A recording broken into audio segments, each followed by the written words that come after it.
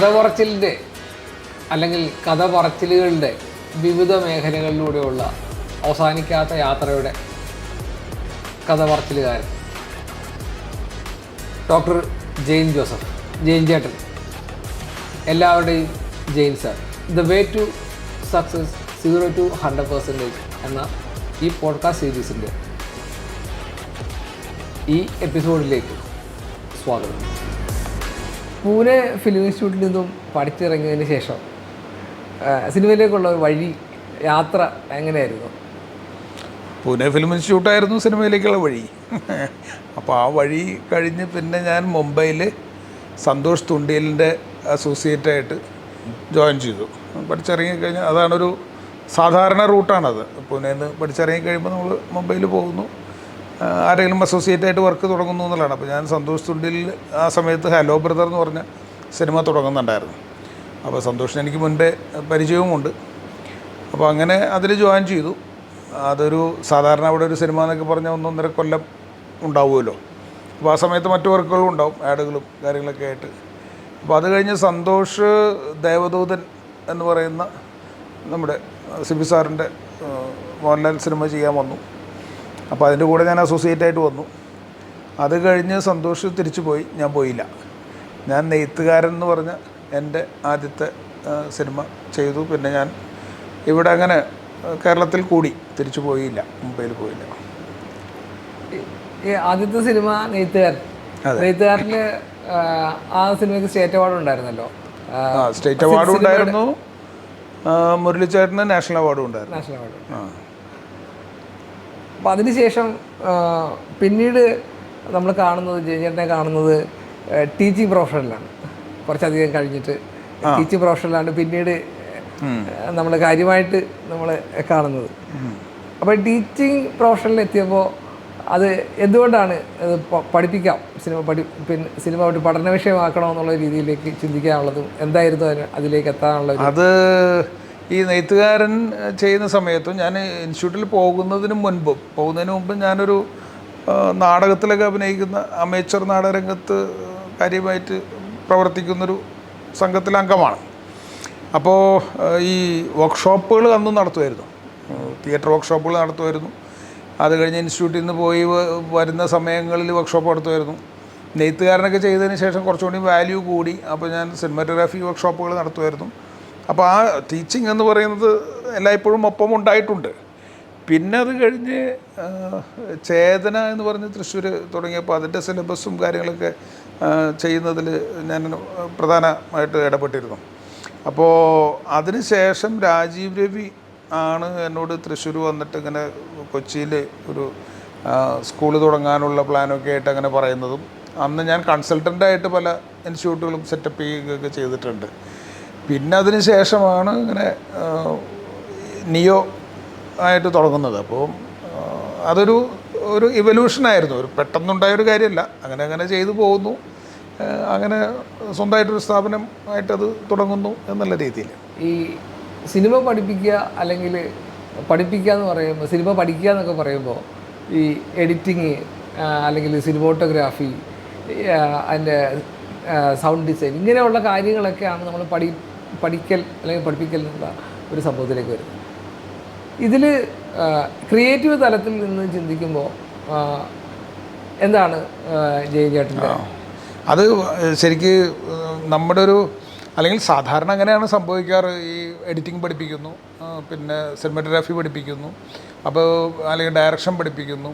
അപ്പോൾ അത് പഠിക്കാനായിട്ട് പോകേണ്ടതുണ്ടോ എന്നൊക്കെയുള്ള ചർച്ച നമ്മളെപ്പോഴും കേൾക്കാറുണ്ട്.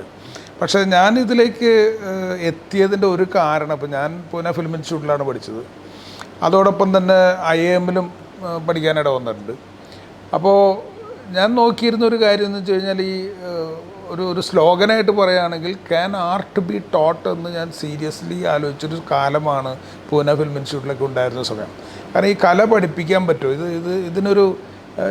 ഇത് ശരിക്കും ഇങ്ങനെയാണോ എന്നൊക്കെ ഞാൻ ചിന്തിച്ചിട്ടുള്ളൊരു സമയമുണ്ട്.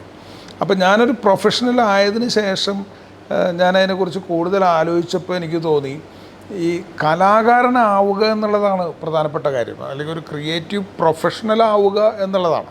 അല്ലാതെ കലയായിട്ട് പഠിക്കാൻ പോകുമ്പോഴാണ് അത് പഠിക്കാൻ പോകേണ്ട ആവശ്യമുണ്ടോ എന്നുള്ള പ്രശ്നം വരുന്നത്. പക്ഷെ ഒരു ക്രിയേറ്റീവ് പ്രൊഫഷണൽ ആകുവാൻ പഠിക്കേണ്ടതുണ്ട്, അത് അഭ്യസിക്കേണ്ടതുണ്ട്. അപ്പോൾ അങ്ങനെയാണ് നമ്മൾ 12 പ്രോഗ്രാമാണ് ഇവിടെ നടക്കുന്നത്. ഈ 12 പ്രോഗ്രാമിൻ്റെയും കരിക്കുലം ഡിസൈൻ ചെയ്യേണ്ടതുണ്ടെന്നും ഇങ്ങനൊരു ഇൻറ്റൻറ്റിൽ അതിനെ മുന്നോട്ട് കൊണ്ടുപോകേണ്ടതുണ്ടെന്നും ആലോചിച്ചതിൻ്റെ വെളിച്ചത്തിലാണ് ഇത്രയും ബൃഹത്തായ ഒരു അധ്വാനം എടുക്കാൻ ഇടവന്നത്. അപ്പോൾ ഒരു ക്രിയേറ്റീവ് പ്രൊഫഷണൽ ആവുക എന്ന് പറഞ്ഞു കഴിഞ്ഞാൽ എന്താണെന്നുള്ളതാണ് അതിലെ ആദ്യത്തെ ചോദ്യം. അപ്പോൾ എനിക്ക് കിട്ടിയ ഉത്തരം, അല്ലെങ്കിൽ ഞാൻ വിശ്വസിക്കുന്ന ഉത്തരം, ഒരു ക്രിയേറ്റീവ് ലൈഫ് എന്ന് പറയുന്നത് what exactly are you creating? You are creating value for your self and others. ഇതാണ് എൻ്റെ എപ്പോഴും ഉള്ളൊരു വിശ്വാസം. നമ്മളൊരു ക്രിയേറ്റീവ് ആവുക എന്ന് പറഞ്ഞു കഴിഞ്ഞാൽ സിനിമ ചെയ്യുക, അല്ലെങ്കിൽ ചിത്രം വരയ്ക്കുക, അല്ലെങ്കിൽ പാട്ട് പാടുക എന്ന് പറയുന്നൊരു ആക്ടിവിറ്റിയിലേക്ക് ചുരുക്കിയിട്ടാണ് നമ്മൾ പലപ്പോഴും ചിന്തിക്കുന്നത്. പക്ഷേ ക്രിയേറ്റീവ് ആവുക എന്ന് പറഞ്ഞാൽ അതിൻ്റെ ഓഡിയൻസിൻ്റെ ഒരു മൂല്യം കൂട്ടണം, അവരുടെ ഒരു സമയത്തിൻ്റെ മൂല്യം കൂട്ടണം, എൻ്റെ ഒരു സമയത്തിൻ്റെ മൂല്യം കൂട്ടണം. ഈ ഒരു പ്രോസസ്സിനെയാണ് ക്രിയേറ്റിവിറ്റി എന്ന് നമ്മൾ വിളിക്കേണ്ടതെന്ന് ഞാൻ വിചാരിക്കുന്നു. ആ ക്രിയേറ്റീവ് പ്രോസസ്സിലൂടെ എൻ്റെ വാല്യൂ കൂടുന്നുണ്ടെങ്കിൽ സ്വാഭാവികമായിട്ടും I get paid for that. അപ്പോൾ ഒന്നെങ്കിൽ അത് എന്താ പറയുക, റെസ്പെക്റ്റ് ആയിരിക്കാം, അല്ലെങ്കിൽ ഒരു റെക്കഗ്നിഷൻ ആയിരിക്കാം, അല്ലെങ്കിൽ റെമ്യൂണറേഷൻ ആയിരിക്കാം. ഈ 3 ഏരിയകളിലാണ് നമുക്ക് റിട്ടേൺസ് വരിക. എല്ലാ സമയത്തും ചിലപ്പോൾ പൈസയായിട്ടായിക്കൊള്ളുന്നില്ല. ചിലപ്പോൾ നമ്മൾ വളരെ ബഹുമാനിക്കുന്നൊരു സീനിയർ ഗംഭീരമായിട്ടുണ്ടെന്ന് പറഞ്ഞാൽ അതൊരു വലിയ പ്രതിഫലമായിട്ട് വന്നേക്കാം. ഇല്ലെങ്കിൽ ചിലപ്പോൾ അടുത്തൊരു പ്രൊജക്റ്റിലേക്ക് നമ്മളെ കൊണ്ടുപോകുന്നതായിരിക്കാം. അപ്പോൾ ക്രിയേറ്റിവിറ്റി എന്ന് പറഞ്ഞാൽ ഈ മൂല്യം വർദ്ധിപ്പിക്കാൻ എൻ്റെ ജീവിതത്തിൻ്റെ, കാരണം ഇപ്പോൾ ഇവിടെ ഒരു സ്റ്റുഡൻറ്റ് പഠിക്കാൻ വരികയാണെങ്കിൽ അയാൾ എഡിറ്റിംഗ് പഠിക്കാൻ വരുന്നുണ്ടെങ്കിൽ നമ്മുടെ ഹോൾ ടീമിൻ്റെ ഇൻറ്റൻഷൻ എന്ന് പറയുന്നത് അയാൾ എഡിറ്റിംഗ് പഠിപ്പിക്കലല്ല. അതൊരു ചെറിയ കാര്യമാണ്. അതിപ്പോൾ ഇന്നത്തെ കാലത്ത് ഒരു കുട്ടിയെ എഡിറ്റിംഗ് പഠിപ്പിക്കാൻ ഇത്ര ബൃഹത്തായ സന്നാഹത്തിൻ്റെ ഒന്നും ഒരാവശ്യവുമില്ല. പക്ഷെ അയാളെ എഡിറ്ററാക്കാൻ ഈ ബൃഹത്തായ സന്നാഹത്തിൻ്റെ ആവശ്യമുണ്ട്. കാരണം നമ്മളൊരു ചെറിയ കാറിൽ ഡ്രൈവിംഗ് പഠിച്ചിട്ട് ആ ഒരു നോളജും വെച്ചിട്ട് നമുക്കൊരു ട്രക്ക് ഓടിക്കാൻ പറ്റില്ല. അല്ലെങ്കിൽ ഈ ട്രക്ക് ഓടിക്കുന്ന അനുഭവം വെച്ചിട്ട് അതിനേക്കാൾ വലിയൊരു കാര്യം ഓടിക്കാൻ പറ്റില്ല. അപ്പോൾ ഒരു എക്യുപ്മെൻറ്റ് ലെവലിൽ അത്തരമൊരു ക്വാളിറ്റി ഉണ്ടാവേണ്ടതുണ്ട്. ഇത് പറഞ്ഞു കൊടുക്കുന്ന ഫാക്കൽറ്റി, ഇപ്പോൾ ഒരു കാറിൻ്റെ കാര്യം ഞാൻ ഉദാഹരണം പറയാൻ കാര്യം എന്ന് വെച്ച് കഴിഞ്ഞാൽ, കാറിന് ചക്രങ്ങൾ വട്ടത്തിൽ തന്നെയാണ്, സ്റ്റിയറിങ്ങും വട്ടത്തിൽ തന്നെയാണ്, മുന്നിൽ ചില്ലുണ്ട്, ഇത് തന്നെയാണ് ഡ്രൈവിങ്, ഈ റോട്ടിൽ തന്നെയാണല്ലോ എന്ന് പറഞ്ഞിട്ട് നമുക്ക് ലോറിയിൽ കയറാൻ പറ്റില്ലല്ലോ. അപ്പോൾ അതുപോലെ തന്നെ ഇൻഡസ്ട്രിയിൽ വർക്ക് ചെയ്ത് വിജയിച്ചവർ മാത്രം ഇവിടെ ക്ലാസ് എടുക്കുക എന്ന് പറയുന്നതും ഒരു ഇമ്പോർട്ടൻ്റ് കാര്യമാണ്.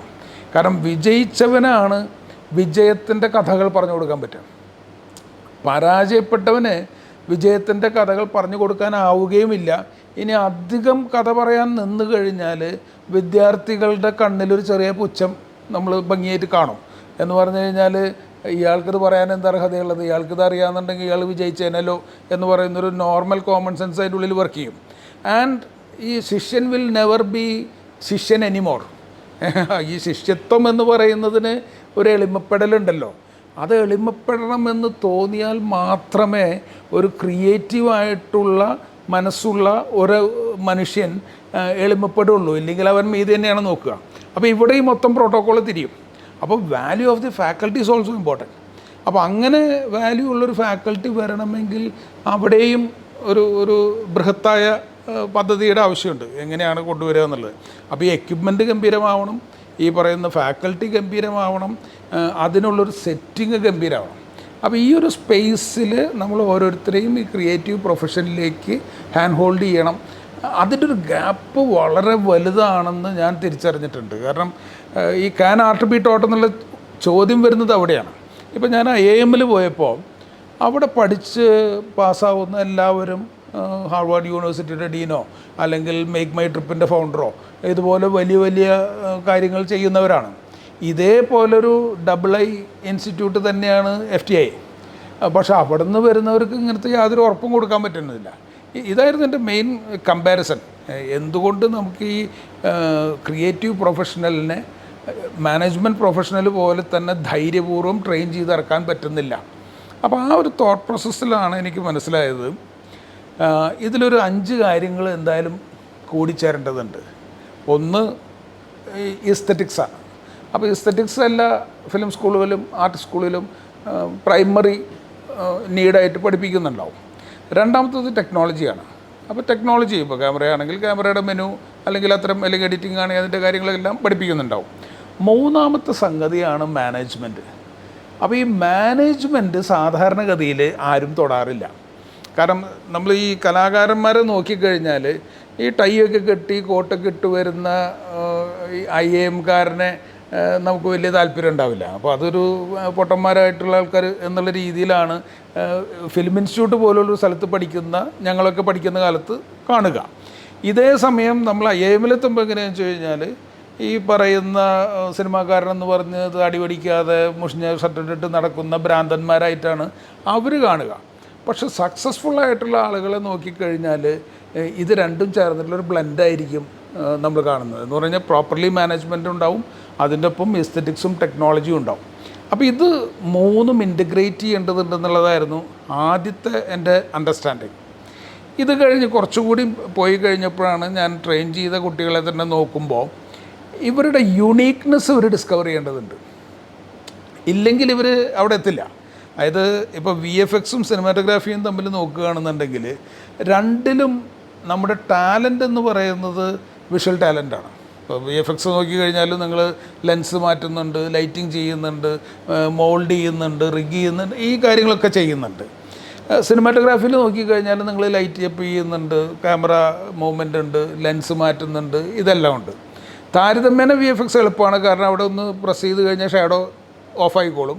ഇവിടെ നമ്മൾ കട്ടർ വെച്ചിട്ട് കട്ട് ചെയ്യണം. ഇത് രണ്ടും സ്കിൽ സെറ്റ് രണ്ടാണെന്നേ ഉള്ളൂ, ടാലൻ്റ് ഒന്നാണ്. അപ്പം ഇതിനെ ഏത് എന്ന് കൃത്യമായിട്ട് തിരിച്ചറിഞ്ഞില്ലെങ്കിൽ, എൻ്റെ യുണീക്നെസ് എവിടെയാണെന്ന് കൃത്യമായിട്ട് തിരിച്ചറിഞ്ഞില്ലെങ്കിൽ ഈ ടാലൻറ്റും സ്കില്ലും ഉണ്ടായാൽ പോലും ഒരാൾ പരാജയപ്പെടും.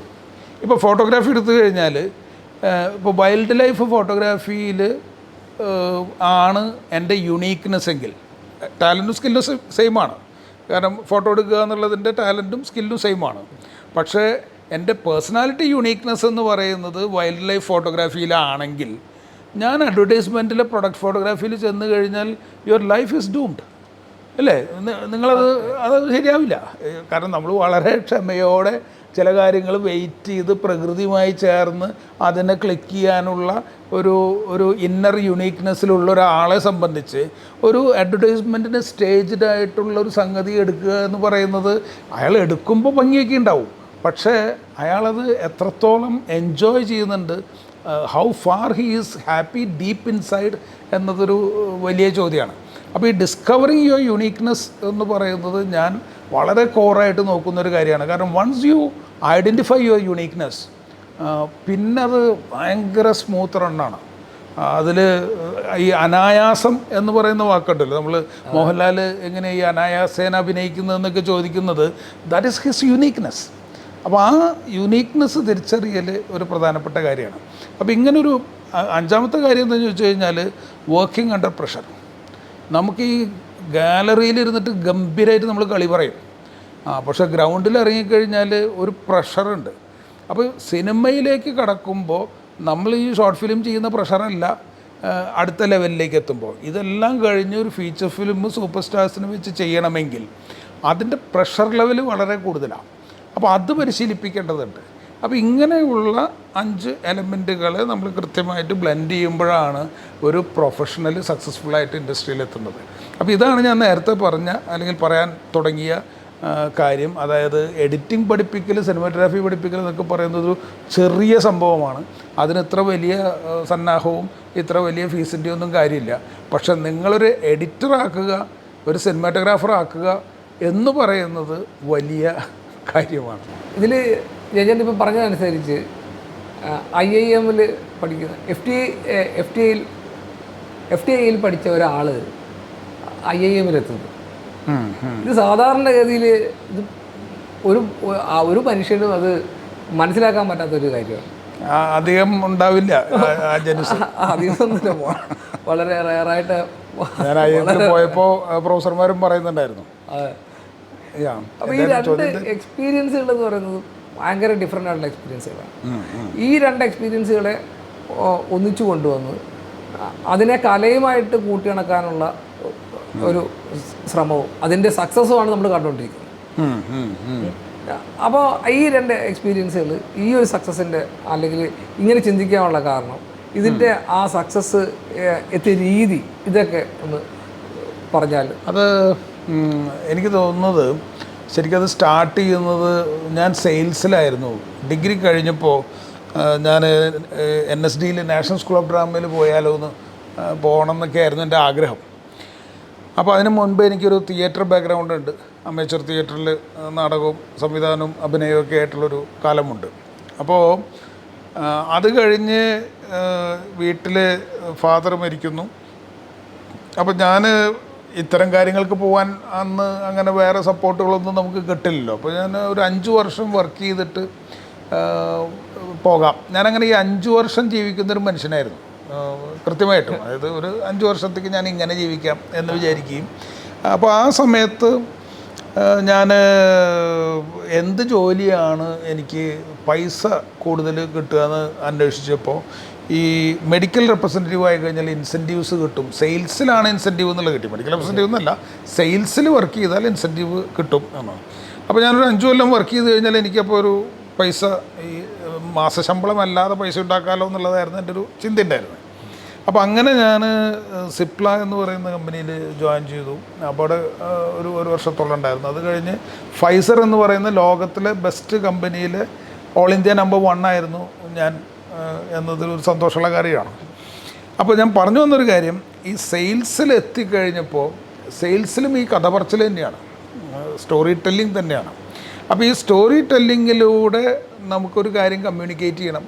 ആ കമ്മ്യൂണിക്കേറ്റ് ചെയ്യുന്നതോട് കൂടിയിട്ട് അയാൾ നമ്മുടെ ഐഡിയ ബൈ ചെയ്യുന്നു എന്നത് അന്നേ ഞാൻ ഈ നാടകവും അതിൻ്റെ ഒപ്പം തന്നെ പാരലായിട്ട് ഞാൻ ഈ ബാദൽ സർക്കാർ പോലുള്ള വലിയ നാടകക്കാരുടെ നാഷണൽ ലെവലിലുള്ളവരുടെ വർക്ക്ഷോപ്പുകളൊക്കെ അറ്റൻഡ് ചെയ്യുകയൊക്കെ ചെയ്യുന്നുണ്ട്. നമ്മൾ വളരെ സീരിയസ് ആയിരുന്നു ഈ 2 കാര്യങ്ങളിലും. അപ്പോൾ ഇത് രണ്ടും ചേർത്തിക്കൊണ്ടു പോകുന്നുണ്ടായിരുന്നു ഞാൻ. അപ്പോൾ ഇത് ഇത്ര കാര്യമായിട്ടൊന്നും ചിന്തിച്ചിട്ടല്ല. അന്ന് നമ്മുടെ ആത്യാവശ്യങ്ങൾ കൊണ്ട് നാടകവും കളിക്കും, അത്തരം വർക്ക്ഷോപ്പുകൾക്കും പോവും, ഈ പറയുന്ന കമ്പനികളിലും വർക്ക് ചെയ്യും എന്ന് പറയുന്നൊരു ബ്ലെൻഡിലാണ് ഞാൻ എൻ്റെ കരിയർ ഡിഗ്രി കഴിഞ്ഞിട്ട് തുടങ്ങിയിട്ടുള്ളത്. അപ്പോൾ അത് കഴിഞ്ഞ് 5 വർഷം അങ്ങനെ വർക്ക് ചെയ്തു. ഫൈസറിൽ നിന്ന് റിസൈൻ ചെയ്തു. ഇമർക്ക് എന്ന് പറയുന്നൊരു കമ്പനി, മൾട്ടിനാഷണൽ കമ്പനി ഉണ്ട്, അതിൽ വർക്ക് ചെയ്തു. അപ്പോൾ അവരുടെയൊക്കെ ട്രെയിനിങ് എന്നെ അത് അതിഗംഭീരമായ ട്രെയിനിങ് പ്രോഗ്രാമുകളാണ്. അപ്പോൾ അതൊക്കെ എന്നെ ഷെയ്പ്പ് ചെയ്യുന്നതിൽ, എൻ്റെ ഈ പറയുന്ന ഒരു ബിസിനസ് എക്യുപ്മെൻറ്റ് ഷെയ്പ്പ് ചെയ്യുന്നതിൽ വലിയ പങ്ക് വഹിച്ചിട്ടുണ്ട് ഈ മൾട്ടിനാഷണൽ കമ്പനികളുടെ ട്രെയിനിങ്ങൊക്കെ.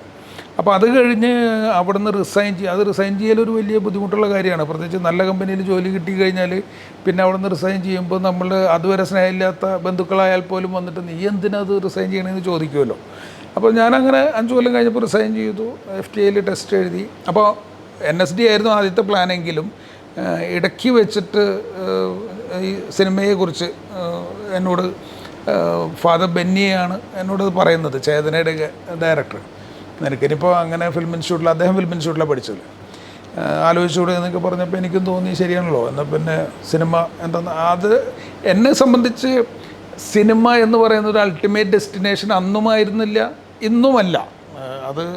അത് ഞാനെപ്പോഴും തിരിച്ചറിയുന്നൊരു കാര്യമാണ്. കാരണം പലപ്പോഴും ആളുകൾ എന്ത് സിനിമ വിട്ടേ അല്ലെങ്കിൽ എന്ത് സിനിമ ചെയ്യാത്തതെന്നൊക്കെ ചോദിക്കുമ്പോൾ അത് എൻ്റെ ഒരു ഫൈനൽ ഡെസ്റ്റിനേഷൻ ആയിരുന്നില്ല. അപ്പോൾ അന്ന് ഞാനിങ്ങനെ ആലോചിച്ചത്, അപ്പോൾ സ്റ്റോറി ടെല്ലിങ്ങിൽ നമുക്ക് നാടകം കയ്യിലിരിക്കുന്നൊരു സാധനമാണ്, അതിന് ചെയ്യാനറിയാം, വലിയ സ്റ്റേജ് ഷോസൊക്കെ ഞാൻ ചെയ്യും, എന്നാൽ പിന്നെ പുതിയ പരിപാടി പഠിക്കാം എന്നുള്ള രീതിയിലാണ് ഞാൻ FTAയിലേക്ക് ടെസ്റ്റ് എഴുതുന്നതും. അത് ആദ്യത്തെ ചാൻസിൽ എനിക്ക് കിട്ടുകയും ചെയ്തു. കാരണം ഞാനതിന് മുമ്പ് ക്യാമ്പസ് ഫിലിം എന്നുള്ള രീതിയിൽ എനിക്ക് തോന്നുന്നു കേരളത്തിലേക്ക് ആദ്യത്തെ ആവാനാണ് സാധ്യത. അതുവരെ അങ്ങനെ VHSൽ ക്യാമ്പസ് ഫിലിം ചെയ്തിട്ടുണ്ട് ഞാൻ. അപ്പോൾ ആ കാസറ്റും കൊണ്ടാണ് ഞാൻ FTAക്ക് പോകുന്നത്. അപ്പോൾ അതുകൊണ്ട് തന്നെ എനിക്ക് ഫസ്റ്റ് ചാൻസിൽ ഇൻ്റർവ്യൂ ഞാൻ കടന്നിരുന്നു. അപ്പോൾ ആ മാനേജ്മെൻറ്റ് ഇൻപുട്ട്, സെയിൽസ് എങ്ങനെയെന്നൊക്കെയുള്ള സംഗതി അവിടുന്ന് എൻ്റെ ഉള്ളിൽ നല്ല ട്രെയിനേഴ്സും പ്രൊഫസേഴ്സൊക്കെ ആയിട്ട് എൻ്റെ ഉള്ളിൽ കയറിയിട്ടുണ്ടായിരുന്നു. അപ്പോൾ അത് കഴിഞ്ഞ് റിസൈൻ ചെയ്തിട്ടാണല്ലോ ഞാൻ FTAയിലേക്ക് പോകുന്നത്. അപ്പോൾ എനിക്കിതിൻ്റെ രണ്ടിൻ്റെയും വ്യത്യാസം നന്നായിട്ട് മനസ്സിലാവുമായിരുന്നു. അപ്പോൾ FTA എത്തിക്കഴിഞ്ഞപ്പോഴാണ് SS ബേദി എന്ന് പറഞ്ഞൊരു പ്രൊഡ്യൂസറുടെ വർക്ക്ഷോപ്പ് ഉണ്ടായിരുന്നു. അപ്പോൾ SS ബേദി ഫിലിപ്സിലെ ഓൾ ഇന്ത്യ സെയിൽസ് മാനേജറായിരുന്നു. അപ്പോൾ അദ്ദേഹം ബണ്ടിറ്റ് ക്യൂൻ്റെയൊക്കെ പ്രൊഡ്യൂസറാണ്, ശേഖർ കപൂറിൻ്റെ ബണ്ടിറ്റ് ക്യൂൻ്റെ. അപ്പോൾ ഞങ്ങളുടെ ഒരു വർക്ക്ഷോപ്പിൻ്റെ ഇടയിൽ ഞങ്ങൾ നന്നായി കണക്റ്റഡ് ആയിട്ടുണ്ടായിരുന്നു, കാരണം ഈ സെയിൽസ് ഫീൽഡ് ആയതുകൊണ്ടൊക്കെ. അപ്പോൾ അപ്പോഴാണ് ഈ മാനേജ്മെൻറ്റിനെ ഒരു ക്രിയേറ്റീവ് പ്രൊഫഷൻ്റെ ആംഗിളിൽ നിന്ന് ഞാൻ കൂടുതൽ അതിനെ നോക്കിക്കാണാൻ തുടങ്ങിയത്. ആ സമയത്ത് എനിക്ക് മനസ്സിലായി, നമ്മളൊരു പ്രൊജക്റ്റിൻ്റെ ബഡ്ജറ്റ് ഇടുന്നതും ഒരു സ്ക്രീൻ പ്ലേ എഴുതുന്നതും എന്നെ സംബന്ധിച്ച് സ്റ്റോറി ടെല്ലിംഗ് ആണ്. ഈ പ്രൊജക്റ്റിൽ I write the story with numbers, ഈ സ്ക്രീൻ പ്ലേയിൽ I write the story with letters അല്ലെങ്കിൽ ആൽഫബറ്റ്സ്. ഇത്രയും വ്യത്യാസമുള്ളൂ. പക്ഷേ ഇതിൻ്റെ കമ്മ്യൂണിക്കേഷനും ഇത് പറയുന്ന സ്റ്റോറിയും എല്ലാം അക്കങ്ങളിലായാലും ഈ സംഖ്യകളിലായാലും അക്ഷരങ്ങളിലായാലും രണ്ടുപേരും ചെയ്യുന്നത് കഥ പറച്ചിൽ തന്നെയാണ്. അത് ഗ്യാപ്പില്ലാണ്ട് അതിനെ എന്താ പറയുക, അതിൻ്റെ ടെമ്പോയിൽ നമ്മൾ ലാസ്റ്റ് പോയിൻ്റ് വരെ എത്തിച്ചാൽ തന്നെ അത് കമ്മ്യൂണിക്കേറ്റ് ചെയ്യുകയും ആ ഐഡിയ സെല്ല് ചെയ്യാനും പറ്റുള്ളൂ. അപ്പോൾ ഈ ഒരു ഡ്യുവാലിറ്റി എൻ്റെ ഉള്ളിൽ ഭയങ്കര സന്തോഷപൂർവ്വം ഞാൻ ഇങ്ങനെ എന്താ പറയുക ഓമനിക്കുന്ന ഒരു കാര്യമാണ് ഈ കലയും കച്ചവടവും എന്ന് പറയുന്നൊരു കാര്യം. അതിനകത്തൊരു കോൺഫ്ലിക്റ്റ് ഉണ്ടായിരുന്നു, മാനസികമായിട്ട് ഒരു ഇൻറ്റേർണൽ കോൺഫ്ലിക്റ്റ് ഉണ്ടായിരുന്നു. ഈ FTA എത്തിക്കഴിഞ്ഞപ്പോൾ ഇൻറ്റർണൽ കോൺഫ്ലിക്റ്റ് ആയിരുന്നില്ല. ഇദ്ദേഹത്തിനെയൊക്കെ മീറ്റ് ചെയ്ത് ഞാൻ ഇത് റിയലൈസ് ചെയ്തതിന് ശേഷം എനിക്ക് ഭയങ്കര സന്തോഷമായിരുന്നു. എന്നാൽ അതിന് മുൻപ് നമുക്ക് ഈ കൺഫ്യൂഷൻ ഉണ്ടായിരുന്നു. അതായത് പ്രത്യേകിച്ച് കേരളത്തിൽ കലയും കച്ചവടവും എന്ന് പറഞ്ഞു കഴിഞ്ഞാൽ ചേരാത്ത രണ്ട് സാധനങ്ങളാണെന്നാണല്ലോ നമ്മളൊക്കെ മനസ്സിലാക്കി വെച്ചിട്ടുള്ളത്. അപ്പോൾ കച്ചവടത്തെക്കുറിച്ച് പറയാനോ പ്രതിഫലത്തെക്കുറിച്ച് പറയാനൊക്കെ കലാകാരന്മാർക്ക് മടിയും പേടിയും ഒക്കെയാണ്. അതുകൊണ്ട് തന്നെ ഈ പ്രതിഫലമൊന്നും കിട്ടാറുമില്ല. അങ്ങനെയുള്ളത് സംഭവിക്കാറ്. രണ്ട് കാര്യങ്ങളാണ് അതിലെനിക്ക് ഗുണമായിട്ട് ഭവിച്ചത്. ഒന്ന്, ഞാൻ ഇങ്ങനെ അതിനെ കാണാൻ തുടങ്ങിയതോട് കൂടിയിട്ട് ഈ കച്ചവടം അല്ലെങ്കിൽ കച്ചവടക്കാരൻ എന്നൊന്നും പറയുന്നതിൽ എനിക്ക് വേറെ മാനസിക ബുദ്ധിമുട്ടില്ലാതെ. കാരണം നമ്മളിപ്പോൾ ഒരു ആശയത്തെ പോലും could you cell your idea എന്നാണ് പറയുക, could you cell that concept എന്നാണ് പറയുക. അപ്പോൾ സെയിൽസ് എന്ന് പറയുന്നത് ഏറ്റവും ഒരു പ്രൈമറി ആക്ടിവിറ്റിയാണ് ഒരു ഹ്യൂമൻ ബീയിങ്ങിൻ്റെ എന്നുള്ളൊരു തോന്നൽ എൻ്റെ ഉള്ളിലുണ്ടായിരുന്നു. അങ്ങനെ അന്വേഷിച്ച് പോയപ്പോഴാണ് എനിക്ക് മനസ്സിലായത് നമ്മൾ കമ്മ്യൂണിക്കേഷൻ ആൻഡ് കോമേഴ്സ് എന്നാണല്ലോ പറയുക. കലയും കച്ചവടവും എന്ന് പറയുന്നത് കമ്മ്യൂണിക്കേഷനും കോമേഴ്സുമാണ്. ഇതിൻ്റെ രണ്ടിൻ്റെയും ബേസിക് വേർഡ് കോം എന്നുള്ളതാണ്, COMM എന്നുള്ളത്. And it's a word which means to share. അപ്പോൾ ഇത് രണ്ടും ഒരു വാക്കിൽ നിന്നാണ് വരുന്നത്. ഏത് ഈ കലയും കച്ചവടവും ഒരേ വാക്കിൽ നിന്ന് വരുന്നത്. കലയിലൂടെ നിങ്ങൾ കമ്മ്യൂണിക്കേറ്റ് ചെയ്യുന്നു, കച്ചവടത്തിലൂടെ നിങ്ങൾക്ക് എന്തോ ഒരു സംഗതി ഒരു സെല്ലർക്ക് ഒരു ബയറിന് സെല്ല് ചെയ്യാനുണ്ട്. കമ്മ്യൂണിക്കേഷനിലാണെങ്കിൽ ഒരു സെൻഡർക്ക് റിസീവർക്ക് കൊടുക്കാനുണ്ട്. ഇത് രണ്ടും ഒരേ ആക്ടിവിറ്റിയാണ്. അപ്പോൾ ആ തിരിച്ചറിവ് എന്നിൽ ഗംഭീരമായിട്ടുള്ളൊരു കോൺഫിഡൻസ് കൊണ്ടുവന്നു. കാരണം ഈ കച്ചവടം അറിയില്ല എന്നുണ്ടെങ്കിൽ നിങ്ങൾക്ക് സമൂഹവുമായിട്ട് ഇൻട്രാക്റ്റ് ചെയ്യാൻ പറ്റില്ല. കാരണം സമൂഹത്തിൻ്റെ ഒരു ട്രാൻസാക്ഷണൽ ബേസിസ് എന്ന് പറയുന്നത് ആണ് മണി.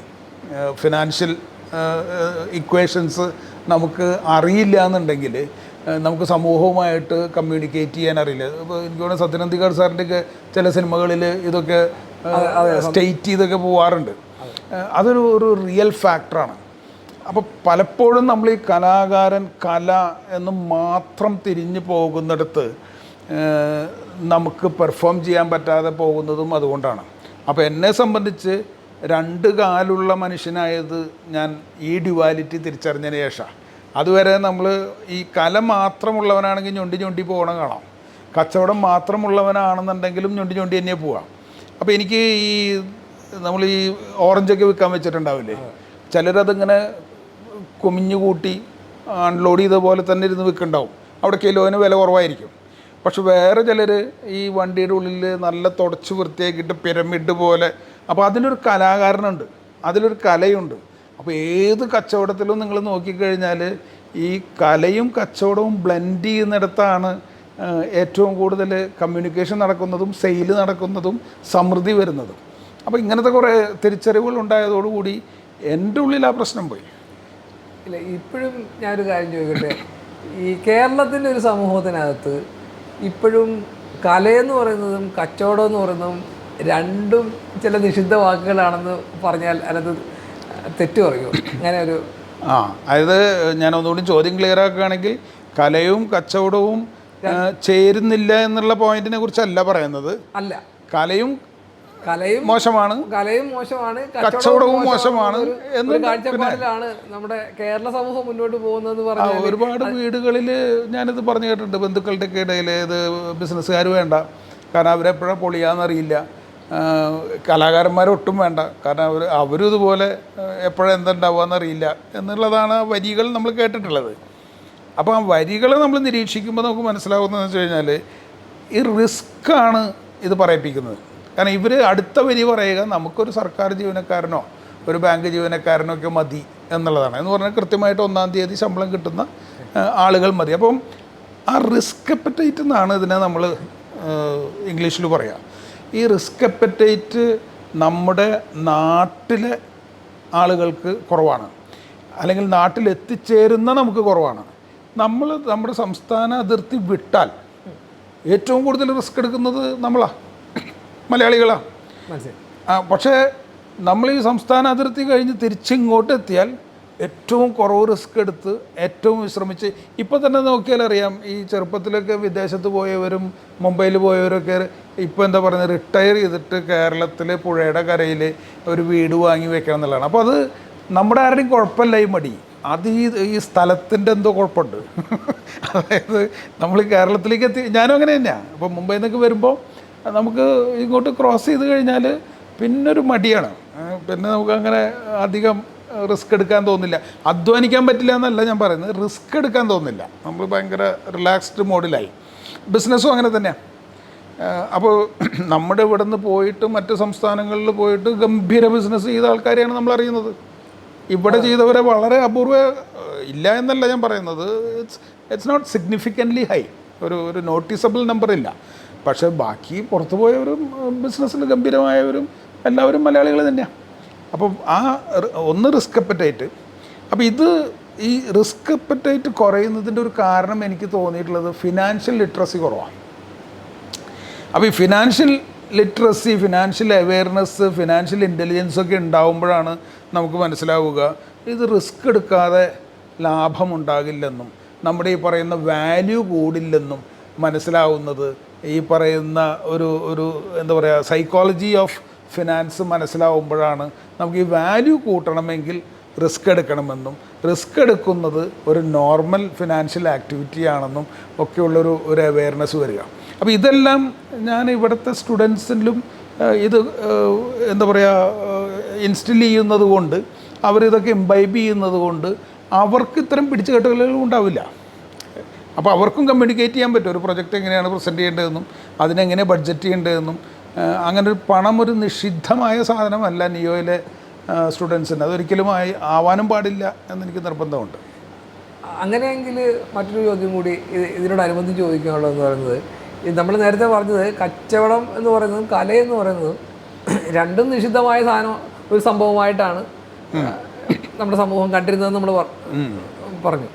അപ്പോൾ അതായത് കച്ചവടവും കലയും രണ്ടും മോശമായ കാര്യമാണ് ചിന്തിക്കുന്ന ഒരു സമൂഹത്തിൽ ഇത് രണ്ടും കൂടി കൂട്ടി കിടക്കുമ്പോൾ ഇതൊരു വലിയ മോശം എന്നുള്ള ഒരു സ്ഥിതിയിലേക്ക് ചിന്തിച്ചാലോ ഒരു പേഴ്സണൽ ക്വസ്റ്റ്യൻ. മാത്തമാറ്റിക്കലി നോക്കിക്കഴിഞ്ഞാൽ നെഗറ്റീവ് ഇൻറ്റു നെഗറ്റീവ് പോസിറ്റീവാണ് അല്ലേ? -1 ഇൻറ്റു -1 +1 ആണല്ലോ. അപ്പോൾ അതുകൊണ്ടായിരിക്കാം അത് പ്ലസ് ആയിട്ട് വരുന്നത്. എന്തായാലും ഇത് രണ്ടും കൂട്ടി ഇണക്കുമ്പോൾ സിനർജി ഉണ്ടാകുന്നതായിട്ട് കണ്ടിട്ടുണ്ട്. ഈ രണ്ട് കാര്യങ്ങൾ ചേരുമ്പോൾ ഏറ്റവും കൂടുതൽ 2+2 4 അല്ല, അത് 2+2 7ഉം 10ഉം 11ഒക്കെ ആവുന്നത് ഇത് രണ്ടും കൂട്ടിച്ചേർക്കുമ്പോഴാണ്. അതായത് കോംപ്ലിമെൻ്ററി എന്ന് നമ്മൾ പറയില്ല. ഇപ്പോൾ സ്ത്രീയും പുരുഷനും രണ്ട് ഡ്യുവൽസായിട്ട് നിൽക്കുമ്പോൾ തന്നെ അതിൻ്റെ മീറ്റിംഗ് പോയിൻ്റുകളാണ് ഏറ്റവും മനോഹരമായിട്ടുള്ളത്. ഇപ്പോൾ പകലും രാത്രിയും രണ്ട് ഡ്യുവാലിറ്റി ആയിട്ട് നിൽക്കുമ്പോൾ തന്നെ അതിൻ്റെ മീറ്റിംഗ് പോയിൻ്റാണ് ത്രിസന്ധ്യ എന്ന് പറയുന്നത്, അസ്തമനത്തിൻ്റെ. അതിനെയാണ് നമ്മൾ മാജിക് അവർ എന്ന് വിളിക്കുന്നത്. അത് ഓരോ സംഗീതത്തിലും സൈലൻസും സൗണ്ടിൻ്റെയും മീറ്റിംഗ് പോയിൻ്റാണ്. ഫോട്ടോഗ്രാഫിയിലായാലും ലൈറ്റിൻ്റെയും ഡാർക്ക്നെസ്സിൻ്റെയും ബ്ലെൻഡാണ്. അപ്പോൾ ഈ ബ്ലെൻഡ് ഓഫ് ഡ്യുവൽസാണ് ദ്വന്ദ്ങ്ങളുടെ ഒത്തുചേരലാണ് സൗന്ദര്യമുണ്ടാക്കുന്നത് അല്ലേ? ആ തിരിച്ചറിവുണ്ടായാൽ മതി. അപ്പോൾ ദ്വന്ദ്ങ്ങളെ നമ്മൾ രണ്ടാക്കി തന്നെ നിലനിർത്തി പോന്നു എന്നുള്ളതാണ് നമ്മുടെ പ്രശ്നം. അത് ഏത് കാലത്തുണ്ടായെന്നും ആര് തുടങ്ങിയെന്നൊന്നും എനിക്കറിയില്ല. പക്ഷേ അതാണ് ഈ കലയും കച്ചവടത്തെയും രണ്ടാക്കി നിർത്തിയിട്ട് കലാകാരന്മാർ ഭയങ്കര രക്തസാക്ഷിത്വ വർണ്ണനകളിലേക്കും, കാരണം നമ്മുടെ സഹനത്തെക്കുറിച്ചുള്ള കഥകളാണ് കലാകാരന്മാരെപ്പോഴും പറഞ്ഞു നടക്കാറുള്ളത്. ഇത് രണ്ടും ചേർന്ന് കഴിഞ്ഞാൽ ഒരു ബുദ്ധിമുട്ടും ഇല്ലാതെ കാര്യങ്ങൾ മുന്നോട്ട് പോകും. അപ്പോൾ അങ്ങനെയെങ്കിൽ ഈ രണ്ട് മനോഹരമായ കാര്യങ്ങൾ കൂടിച്ചേരുമ്പോൾ അത് തീർച്ചയായിട്ടും ഒരു കരിയറായിട്ട്, നല്ല കരിയറായിട്ട് സമൂഹത്തിൽ അംഗീകരിക്കപ്പെടുന്ന, ഈ സമൂഹത്തിൽ അംഗീകരിക്കുമ്പോൾ ഡോക്ടർ എന്ന് പറയുന്നത് പോലെ, ഒരു എൻജിനീയർ എന്ന് പറയുന്നത് പോലെ, അല്ലെങ്കിൽ അതുപോലെയുള്ള പൊസിഷൻസ് നമ്മൾ പറയുന്നത് സർക്കാർ ജോലിക്കാരനും മാത്രമേ പെണ്ണ് കിട്ടും എന്നുള്ള സ്ഥലത്ത് നിൽക്കുന്നിടത്ത്, ഞാനൊരു കലാകാരനാണ് എന്ന് പറയുന്നിടത്ത് ഈ പഠിച്ച് ഇറങ്ങുന്ന കുട്ടികൾക്ക് ഇതിൻ്റെ ബ്ലെൻഡിൽ അങ്ങനെ ഒരു അംഗീകാരം സമൂഹത്തിന് കിട്ടാനാണ് കേപ്പബിളാക്കി വിടുന്നു എന്നുള്ളൊരു, അതെ, അങ്ങനൊരു അംഗീകാരം സമൂഹം കൊടുക്കാൻ തുടങ്ങിയിരിക്കുന്നു എന്നതിൻ്റെ അടയാളമാണ് എഞ്ചിനീയറിംഗ് കോളേജിലും മെഡിക്കൽ കോളേജിലൊക്കെ ആൾക്കാർ കുറയുന്നതും ഡിസൈൻ ഇൻസ്റ്റിറ്റ്യൂട്ടുകളിൽ ആൾക്കാർ കൂടുന്നതിൻ്റെയും കാരണം അതാണ്. കാരണം ഇനി വരാൻ പോകുന്ന ഒരു ഇക്കോണമിയെ ക്രിയേറ്റീവ് ഇക്കോണമി എന്നാണ് വിളിക്കുന്നത്. ഇത് ക്രിയേറ്റീവ് ഇക്കോണമി എന്ന് പറയുന്നതെന്ന് വെച്ച് കഴിഞ്ഞാൽ, ഇപ്പോൾ നമ്മളിപ്പോൾ വേൾഡ് കപ്പ് കണ്ടില്ലേ, ഖത്തർ വേൾഡ് കപ്പ് കണ്ടു. ആക്ച്വലി ആ പന്തുരുളുന്നത് കണ്ടത് 1,00,000 പേരൊക്കെ ആയിരിക്കും, അല്ലെങ്കിൽ കുറച്ച് ലക്ഷങ്ങളായിരിക്കും ആ പന്തുരുളുന്നത് സ്റ്റേഡിയത്തിൽ വെച്ചിട്ട് പന്ത് കളി കണ്ടവർ. ബാക്കി billions of people around the globe കണ്ടത് it's film about that football match അല്ലേ? ഒരുപാട് ക്യാമറകൾ വെച്ചിട്ടുണ്ടാവും, ക്യാമറാമാൻമാർ വർക്ക് ചെയ്തിട്ടുണ്ട്, ഒരുപാട് എഡിറ്റർമാർ വർക്ക് ചെയ്തു, ഒരുപാട് ഡയറക്ടേഴ്സ് വർക്ക് ചെയ്തു. ഇവരൊക്കെ ചേർന്നുണ്ടാക്കിയ ഫുട്ബോളിനെ കുറിച്ചുള്ള സിനിമയാണ് ലോകത്തെ ശതകോടി ജനങ്ങൾ കണ്ടത്. ഇതാണ് ക്രിയേറ്റീവ് എക്കോണമി. അത് ഇപ്പോൾ നമ്മൾ ഓരോ ഇവൻറ്റുകൾ നടക്കുന്നതുമൊക്കെ നമ്മുടെ ഒരു ഐഡിയ കൊണ്ട്, നമ്മുടെ ടാലൻറ്റ് കൊണ്ട് നിങ്ങൾക്ക് ഇക്കോണമിയെ, അതായത് ഒരു ഫിനാൻഷ്യൽ ഗെയിൻ ഉണ്ടാക്കാൻ സാധിക്കുമോ എന്നുള്ളതാണ് ക്രിയേറ്റീവ് എക്കോണമി.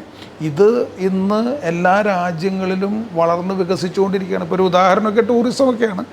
ടൂറിസം, മ്യൂസിയംസ്, ഇപ്പോൾ ദുബായിലൊക്കെ എന്താ സംഭവിക്കുന്നത് എന്നുള്ളതൊക്കെ നോക്കിയാൽ മതി. അപ്പോൾ അങ്ങനെ ഒരു സ്പേസിൽ വന്നപ്പോഴാണ് നമുക്ക് ഒരുപാട് ക്യാമറാമാൻമാർ വേണം, ഒരുപാട് എഡിറ്റേഴ്സിനെ വേണം, ഒരുപാട് ഡയറക്ടേഴ്സിന് വേണം, ഒരുപാട് ടാലൻറ്റഡ് ആളുകളെ വേണം. ഇതിൻ്റെ വാല്യൂ കൂടി. നിങ്ങൾ ഇന്നൊരു കാര്യം ആലോചിച്ചാൽ മതി. നമ്മളൊരു 1.5 കൊല്ലത്തെയോ 2 കൊല്ലത്തെയോ കോഴ്സ് കഴിഞ്ഞിട്ടാണ് ഈ പെർ ഡേ 20,000 25,000 ഒക്കെ വാങ്ങുന്ന പ്രൊഫഷനിലേക്ക് എത്തുന്നത്. അതേസമയം ഒരു 5 വർഷത്തെ എൻജിനീയറിംഗ് പ്രോഗ്രാമും കാര്യങ്ങളൊക്കെ കഴിഞ്ഞിട്ട് അവരുടെ മന്ത്ലി പേ എത്രയാണെന്ന് നോക്കണം. ഈ ഷിഫ്റ്റ് സംഭവിച്ച് കഴിഞ്ഞു. അത് ആരൊക്കെയാണ് അതിലേക്ക് പാർട്ടിസിപ്പേറ്റ് ചെയ്യാൻ ഭാഗ്യമുള്ളവർ എന്നുള്ളത് മാത്രമേ ഇനി ചോദ്യമുള്ളൂ. കാരണം ഈ അവയർനെസ് താഴത്തേക്ക് എത്തണമല്ലോ. അപ്പോൾ ആ ഇക്കോണമിയുടെ പേര് ക്രിയേറ്റീവ് ഇക്കോണമി എന്നാണ്. നിങ്ങൾക്കൊക്കെ സെർച്ച് ചെയ്ത് നോക്കിയാലൊക്കെ അറിയാം. That has already started.